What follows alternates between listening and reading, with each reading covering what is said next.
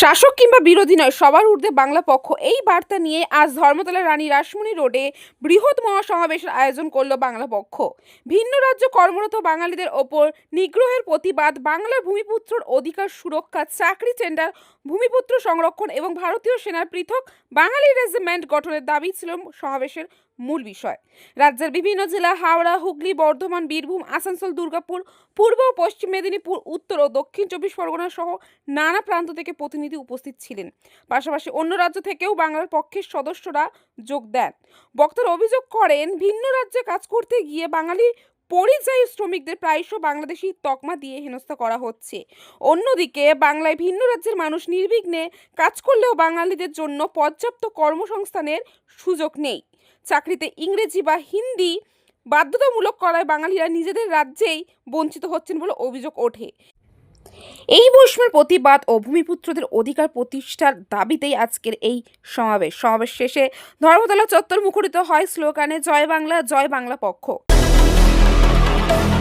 আমরা দেখেছি অশোক নগরে সুবিশাল তেলের ভান্ডার পাওয়া গেছে, কিন্তু এই তেলের মালিক বাঙালির হাতে নেই।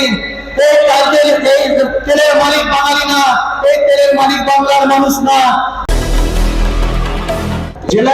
বাংলা পক্ষ বাঙালি যখন মার যাচ্ছে বিভিন্ন রাজ্যে, এসআইআর চলছে রাজ্যে, বাঙালি হেনস্থা হচ্ছে, হিন্দু উদ্বাস্তু বাঙালি বিপদে, এবং বাঙালি পরিযায়ী শ্রমিক হিন্দু মুসলমান নির্বিশেষে যখন বিভিন্ন রাজ্যে মার খাচ্ছে, সামনে দোরগোড়ায় বিধানসভা নির্বাচন, বাংলা পক্ষ ভোটে নেই।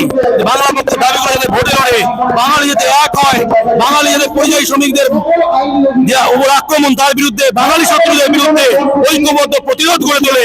সেই জন্য বাংলা পক্ষ এই যে মহাসমাবেশে ডাক দিয়েছে, হিন্দু মুসলমান গীতা কোরআন মন্দির মসজিদ এই সমস্ত রাজনীতির বাইরে বাঙালির চাকরির দাবি, বাঙালির কাজের দাবি, বাঙালির ব্যবসার দাবি, এই নিয়ে আমাদের বিশাল সমাবেশ। এবং আমরা কোনো কেন্দ্রে বহিরাগত প্রার্থী চাই না, বাঙালি বা ভূমিপুত্র চাই। বাঙালি বাইরে মার যাচ্ছে, ওরা এখানে লুটে পুটে যাচ্ছে, আমরা বাঙালির চাকরি চাই, বাঙালির কাজ চাই।